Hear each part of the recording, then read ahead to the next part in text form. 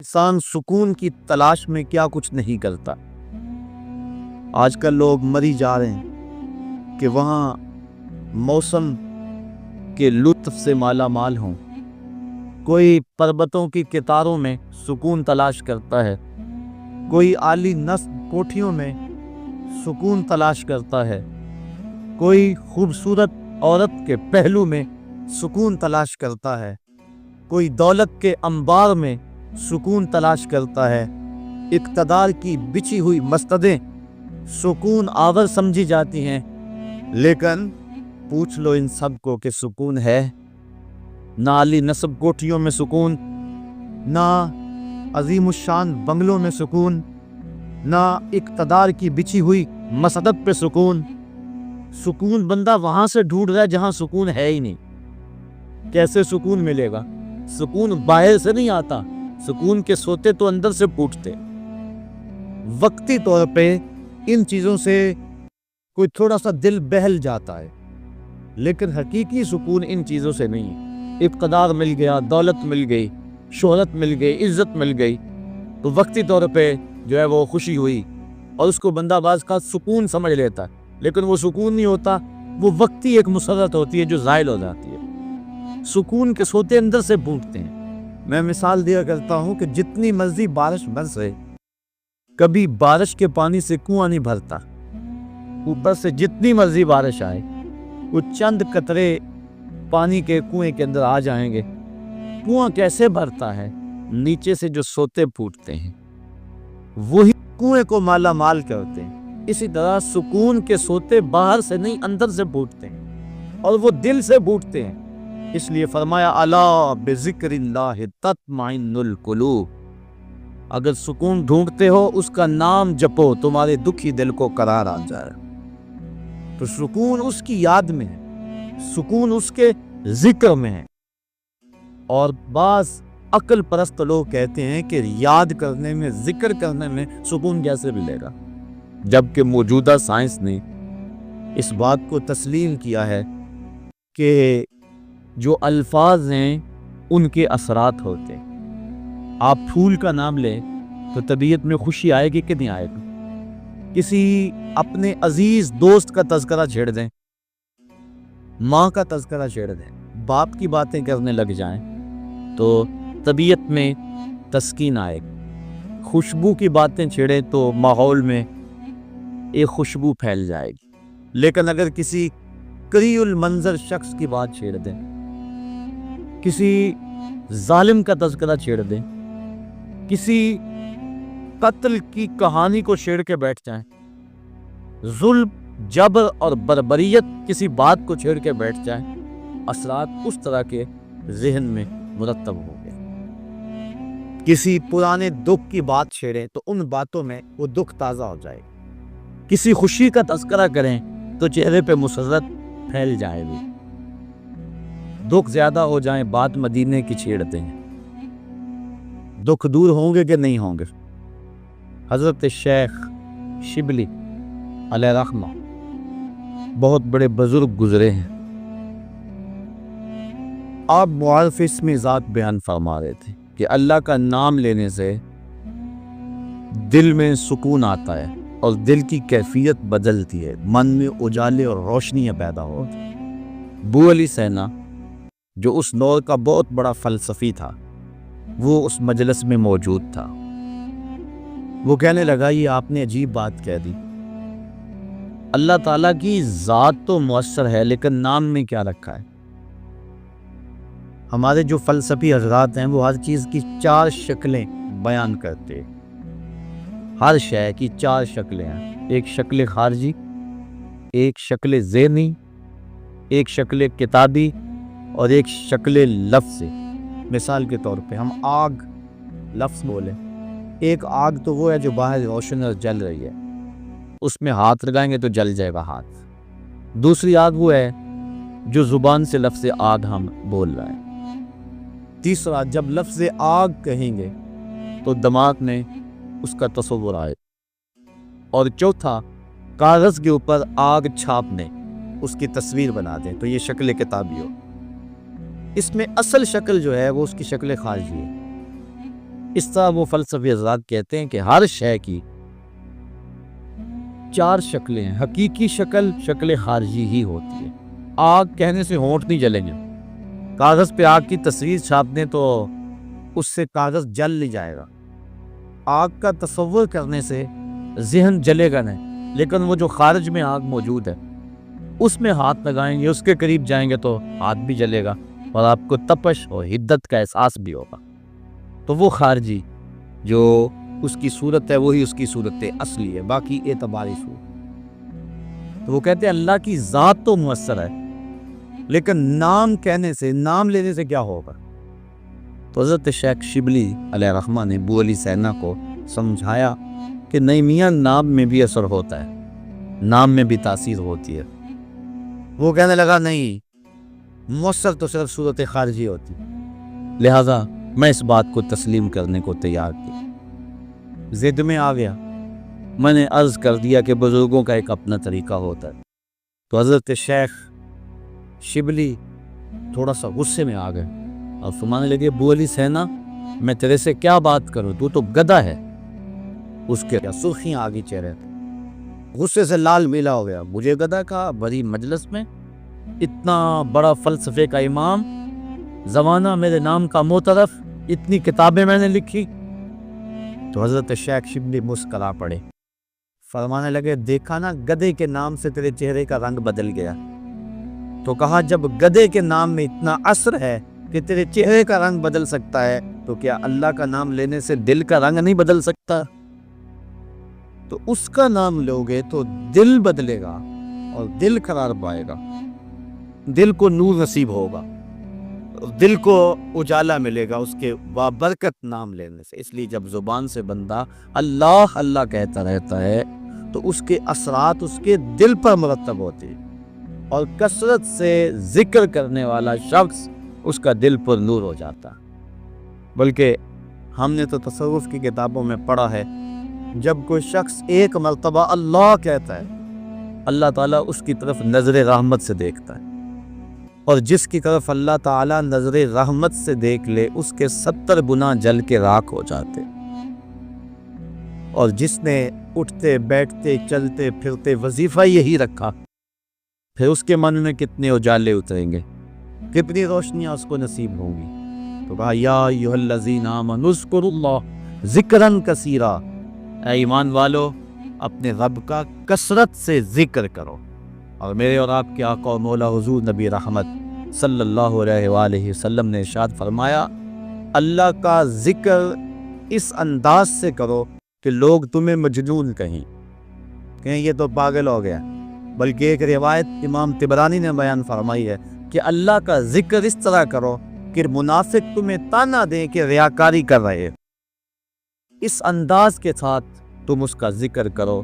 میرے حضور قبلہ عالم فرماتے ہیں، اٹھ دی بیندی ٹر دی پھر دی، ستے آنتے جاگ دی، نام جھپ دی روتے کھپ دی، ویخ سر اس راگ دی، نام جپیاں قرب ملدا، نام دی کر پوری سام، شیشے وچ کستوری جے کر پھر ضرورت کاگ دی. تیرے تو سب کچھ اندر ہی رکھا ہوا ہے، تو ذرا غور تو کر، تفکر تو کر، ذرا اس کو آواز تو دیکھ کے دے. تیرے من سے آوازیں نہ آئی تو کہنا اندر بوٹی مشک مچایا اتے جان پھلن تے آئی ہو. تو نے در در کیا جانا ہے، سب کچھ کو تیرے اندر رکھا ہوا ہے. وہ کہتے ہیں ایک سنیارا تھا، بمبئی کا رہنے والا، یہاں ہمارے لاہور میں آ گیا، پرانے دور کی بات ہے. اس کے پاس بڑے قیمتی موتی تھے. اس نے کسی مجلس کے اندر اپنے موتی کھولے اور ایک موتی کہنے لگا یہ شب افروز ہے، رات کو چمکتا ہے. جب اس نے سامان سمیٹا اور اٹھ کے جانے لگا تو ایک چور بھی اس مجلس میں بیٹھا ہوا تھا. کہنے لگا حضرت کہاں کے ارادے ہیں؟ کہا بمبئی جا رہا ہوں. کہا اب اس نے اتفاق، ارادے تو میرے بھی بمبئی کے ہیں، چلو اکٹھے چلتے ہیں. وہ جوہری سمجھ گیا کہ یہ اصل میرا ہم سفر نہیں ہے، اس کا دل اس موتی پہ آ گیا ہے، لیکن وہ تھا بڑا سمجھدار. تو اس نے کہا آ جاؤ. سارا دن سفر میں رہے. جب رات کو سونے لگے تو اس نے اپنی قمیض یا واسکوٹ وغیرہ اتار کے جو ہے وہ لٹکا دی کسی چیز کے ساتھ. یہ اٹھا اور اس نے نظر بچا کے وہ قیمتی موتی اس کی جیب میں رکھ دیا. اور خود بے فکر ہو کے سو گیا۔ یہ چور اٹھا، اس کا سامان تولتا رہا، لیکن موتی نہیں ملنا تھا، نہ ملا۔ صبح یہ اٹھا اور نظر بچا کے اس کی جیب سے موتی نکال کے اپنی جیب میں رکھ لے۔ ناشتے پہ بیٹھے کہنے لگا یار وہ تمہارے موتی کی رات کہیں چمک شپک نظر نہیں آئی؟ جیب میں ہاتھ ڈالا، کہا نہیں یار میرے پاس ہی تھا۔ بڑا حیران ہوا، میں نے تو جیب ٹٹولی ہے ساری رات۔ اگلے دن اس نے سوچا چلو آج میں مزید کوشش کروں گا۔ اس نے پھر وہی کام کیا، نظر بچا کے اسی کی جیب پہ رکھ دیے۔ وہ ساری رات ڈھونڈتا رہا، موتی نہیں ملنا تھا، نہ ملا۔ صبح نظر بچا کے اس نے اپنی جیب پہ رکھ لیا۔ صبح ناشتے میں پھر بات چلی، یار وہ آپ کہتے تھے رات کو چمک تھا، اس کی کچھ چمک شمک نظر نہیں آئی؟ کہا یار میری جیب میں ہی تھا۔ 2-4 دن ایسے گزرے۔ ایک دن اس نے عزم کر لیا کہ شاید وہ بغل میں رکھ لیتا ہے، منہ میں رکھ لیتا، کہاں رکھتا، آئی تو اس کو میں بیدار بھی ہو جائے تو میں پھر بھی یہ وہ موتی اسے لے لینا۔ وہ اس کے پاس سے پلٹتا رہا، لیکن وہ مست ہے، اس کو پتا ہے موتی محفوظ جگہ پہ۔ اور صبح اٹھا، نظر بچا کے موتی اپنی جیب میں ڈال لیا۔ اس نے پھر بات کی، اس نے کہا کہ یار کو میرے پاس ہی تھا۔ اس نے کہا میں آج سچی بات بتاؤں، میں تیرا ساتھی نہیں تھا، میں تو تھا چور، میں تو چور تھا۔ اس موتی کی غرض میں تیرے ساتھ ہو لیا تھا، لیکن آپ تو میرے بھی استاد نکلے۔ میں نے بڑی محنت کی، مجھے 3 دن ہو گئے موتی نہیں ملا۔ میں آپ کو استاد مانا، آپ مجھے بتائیں کہ موتی آپ رکھتے کہاں تھے؟ اس نے کہا میاں تو اوروں کی جیبیں ٹٹولتا رہا، کبھی اپنی جیب میں بھی تو ہاتھ ڈال دیا ہوتا۔ نہ مسجد وچ نہ مندر وچ، لب یار نو اپنے اندر وچ۔ سب کچھ تو تیرے اندر ہے، تو اوروں کی جیبیں ٹٹولتا رہا۔ سلطان وہ فرماتے نہ کر منت تو خواج خضر دی، تیرے اندر آب حیاتی ہو۔ اور کبھی فرماتے ہیں وچے ہی بیڑے وچے ہی چیڑے وچے ہی ونج مہانے ہو، 14 طبق دلے دے اندر تمبو وانگو تانے ہو۔ سب کچھ تو تیرے اندر ہے۔ اور اقبال کہتا ہے خود ہی کا نشیمن تیرے دل میں ہے، فلک جس طرح آنکھ کے تل میں ہے۔ یہ سب کچھ تو انسان کے اندر رکھا ہوا ہے، بس تھوڑی سی توجہ کرنے کی دیا۔ دل کی تختی پہ اس کا نام لکھا ہوا ہے۔ میں نے اس نے عرض کیا تھا کہ اقبال نے کہا تھا حکیم نیٹشے کے بارے میں، قلب او مومن دماغش کافر است۔ اس کا دل مومن تھا، دماغ کافر، لیکن ہر شخص کا دل مومن ہوتا ہے۔ تو اس دل کی ایک ایک پرت میں رب کا نام لکھا ہوا ہے۔ اور کافر کو کافر اس لیے کہتے ہیں کہ وہ اس حقیقت کو چھپا دیتا ہے۔ یہ جو کاشتکار زمین کو کھود کر اس کے اندر بیج رکھتا ہے نا، اس کو بھی عربی میں کافر کہتے ہیں، کاشتکار کو بیج کو چھپانے والا۔ تو کافر کو کافر اس لیے کہتے ہیں کہ وہ حق کو چھپاتا ہے۔ تو ہمارے سینے کے اندر ہمارے رب کا نام موجود ہے، اور دل تو ٹھکانہ ہی اس کا ہے، دل تو بنایا ہی اس لیے ہے کہ یہ اللہ کا عرش بنے۔ اور وہ فرماتا ہے کہ میں زمین و آسمان میں کہیں نہیں سماتا، مجھے ڈھونڈنا ہو تو مومن کے دل میں تلاش کر۔ دلوں کے اندر اس کے ڈیرے اور اس کے بسیرے ہیں، تو اس کا ذکر کر کے دل جلا پاتا ہے، دل تسکین پاتا ہے، دل میں روشنی ہوتی ہے۔ تو ہمارا مزاج یہ ہونا چاہیے کہ اٹھتے بیٹھتے چلتے پھرتے اس کے ذکر کو ہم حرز جا بنا لیں۔ جب بندہ ایک مرتبہ کہتا ہے سبحان اللہ، زمین آسمان کے درمیان جتنا فاصلہ ہے سارا نور سے بھر جاتا ہے۔ یہ برکتیں ہیں ذکر کی۔ اس کا نام تو لے، کوئی معمولی نام ہے؟ جب زبان پہ اللہ کہتا ہے 14 طبق روشن ہو جاتے ہیں۔ یہ اتنا بڑا نام ہے، یہ اتنا بڑا وظیفہ ہے کہ اس سے بڑا کیا وظیفہ ہو سکتا ہے؟ اس کا نام، اس کا ذکر۔ تو فرمایا اللہ کا ذکر اتنی کثرت سے کرو کہ لوگ تمہیں کہیں مجنون ہے، اور منافق تمہیں ریاکاری کے طعنے دے۔ تم اٹھتے بیٹھتے چلتے پھرتے اس کے ذکر کو حرز جاں بنائے رکھو، یہی تمہارا سرمایہ ہے، یہی تمہارا وظیفہ ہے۔ دکھے ہوئے دل کا بھی یہی علاج ہے، پریشان خاطری کا بھی یہی علاج ہے۔ اندر کی کالک اس کے ذکر سے دھلتی ہے۔ حضور فرمایا لکل شین سقالۃ وسقالۃ القلوب ذکر اللہ۔ ہر شے کا زنگ دور کرنے کے لیے کچھ نہ کچھ بنایا گیا۔ کپڑے کو میل لگ جائے تو صابن یا سرف سے دھوتے ہیں، اس طرح لوہے کو زنگ لگ جائے تو ریگ مال سے صاف کرتے ہیں۔ ہر شے کا زنگ دور کرنے کے لیے کچھ نہ کچھ ہے۔ فرمایا دلوں کو زنگ لگ جائے تو اللہ کا ذکر کرو، تمہارے دل ستھرے ہو جائیں گے۔ وَسَقَالَةُ الْقُلُوبِ ذِكْرُ اللَّهِ، دل کی ثقالت، دل کے زنگ کو دور کرنے کا جو آلہ ہے وہ اللہ کا ذکر۔ جب انسان ذکر کرتا ہے تو دل جلا پاتا ہے، دل روشنی پاتا ہے۔ گناہ سے دل میلا ہوتا ہے۔ روایت میں آتا ہے جب انسان گناہ کرتا ہے تو اس کے دل میں ایک سیاہ نقطہ لگ جاتا ہے، اگر وہ توبہ کے آنسوؤں سے اس کو دھو لے اس کا دل شفاف ہو جائے گا، اور اگر وہ توبہ نہیں کرتا اور تکرارے گناہ کرتا ہے تو اس نقطے کے ساتھ ایک اور نقطہ لگ جاتا ہے۔ وہ غیر مرئی نقطہ ہے، ہم اپنی آنکھوں سے نہیں دیکھ سکتے، لیکن وہ دل کے اوپر پھیلتا چلا جاتا ہے۔ گناہ پر گناہ اس کے دل کو سیاہ کر دیتا ہے۔ پھر ایک ایسا موقع بھی آتا ہے کہ اسے بدی اور نیکی میں تمیز ختم ہو جاتی ہے۔ یہ شخص پکا نمازی ہو، نماز چھوٹ جائے اس کی تو اس کی زندگی میں جو چین ہوتا ہے وہ لٹ جاتا ہے۔ جتنی دیر تک نماز پڑھ نہیں لیتا اتنی دیر تک اسے سکون نہ آتا۔ جس شخص کے ضمیر پر ظلم کا داغ نہ ہو، وہ کسی کو گالی بھی دے بیٹھے تو خود پریشان ہو جاتا ہے، کسی کو تپڑ بھی مار بیٹھے تو خود پریشان ہو جاتا ہے۔ جتنی دیر تک اس سے معذرت نہیں کرتا اسے سکون نہیں آتا۔